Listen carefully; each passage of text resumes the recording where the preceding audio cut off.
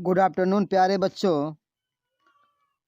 आज हम लोग पढ़ेंगे राजेश जोशी की कविता बच्चे काम पर जा रहे हैं। सबसे पहले हम राजेश जोशी जी का परिचय बताते हैं।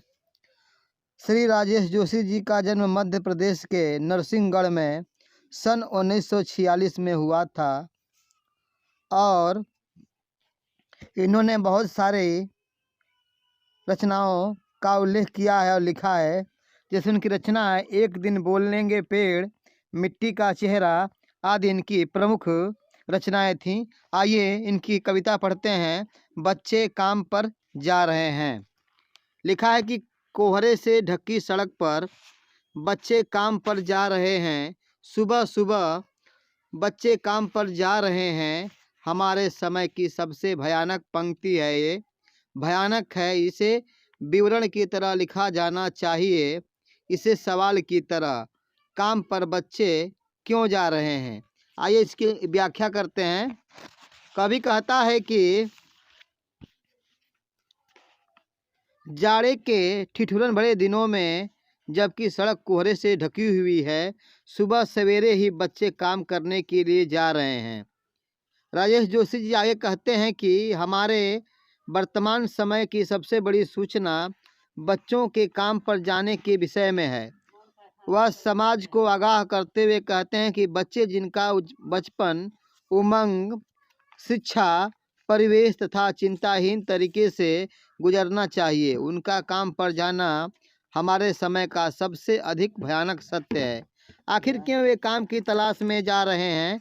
इस प्रश्न को सामने लाकर कवि एक प्रकार से समाज के सामने एक चुनौती रख देता है, क्योंकि शायद सामाजिक व्यवस्था ही वह मूलभूत कारण है जिसने विसंगत के कारण को जन्म दिया है। कवि कहता है कि इस बात को हमारा समय विवरण की तरह न ले, सवाल की तरह न ले और सोचे कि वे बच्चे शायद जो आने वाले समय में भविष्य को सुंदर समाज की आधारशिला हों, किन कारणों की वजह से सुबह सुबह काम पर जा रहे हैं।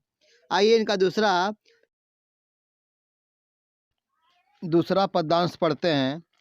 क्या अंतरिक्ष में गिर गई हैं सारी गेंदें, क्या दीमकों ने खा लिया है सारी रंग बिरंगी किताबों को, क्या काले पहाड़ के नीचे दब गए हैं सारे खिलौने, क्या किसी भूकंप में ढह गई है सारे मदरसों की इमारतें, क्या सारे मैदान, बगीचे और घरों के आंगन एकाएक खत्म हो गए हैं। आइए इसकी व्याख्या करते हैं। कवि कह रहा है कि क्या दुनिया भर की सारी गेंदें अंतरिक्ष में गिर गई हैं, क्या सारी रंग बिरंगी किताबें दीमक खा गए, क्या सारे खिलौने किसी काले पहाड़ के नीचे दब गए, क्या भूकंप ने गिरा दिया सारे स्कूलों की इमारतों को, क्या सारे घरों के आंगन, बगीचे और खेल के मैदान एकाएक इस दुनिया से लापता हो गए। कवि समाज से पूछता है कि ऐसा क्या हुआ कि जो बच्चे स्कूलों में, घरों में, खेल के मैदानों में दिखाई पड़ने चाहिए, जिनके हाथों में किताबें, गेंदें और खिलौने होने चाहिए, उनके हाथों में काम पकड़ा दिया गया है और वे जाड़े की सर्दी में कांपते हुए काम पर जाते हुए सड़क पर दिखाई देते हैं। आखिर ऐसा क्यों है? आइए तीसरा पद्यांश पढ़ते हैं इनका।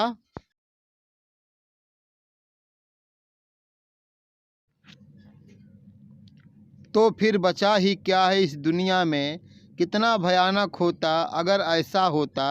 भयानक है, लेकिन इससे से भी ज़्यादा यह है कि सारी चीज़ें हस्ब मामूल पर दुनिया की हजारों सड़कों से गुजरते हुए बच्चे, बहुत छोटे छोटे बच्चे काम पर जा रहे हैं। आइए इसकी व्याख्या करें। कवि कहता है कि जिस समाज व्यवस्था ने बचपन को ही मार दिया हो तो उसके पास बचेगा ही क्या। लेकिन वस्तु स्थिति यह नहीं है। वह कहता है कि दुख इस बात का है कि दुनिया भर की सारी चीज़ें वैसे ही पड़ी है, सुरक्षित है, लेकिन उन्हें अर्थात उन बच्चों को जिन्हें इन चीज़ों की ज़रूरत है नहीं मिल सकती। क्यों? क्योंकि वे इन्हें पाने के आर्थिक सामर्थ्य से वंचित हैं और यही कारण है कि सब कुछ रहने के बावजूद हजारों सड़कों पर छोटे छोटे बच्चे काम पर जा रहे हैं। जैसे दुनिया ने रोटी और रुपए की तलाश में श्रम करना ही उनका नियति बना दी हो। यह वीडियो आपको कैसा लगा? अच्छा लगा हो तो लाइक और सब्सक्राइब ज़रूर करें। धन्यवाद। आप सभी का दिन मंगलमय हो। प्रस्तुतिकर्ता सत्येंद्र।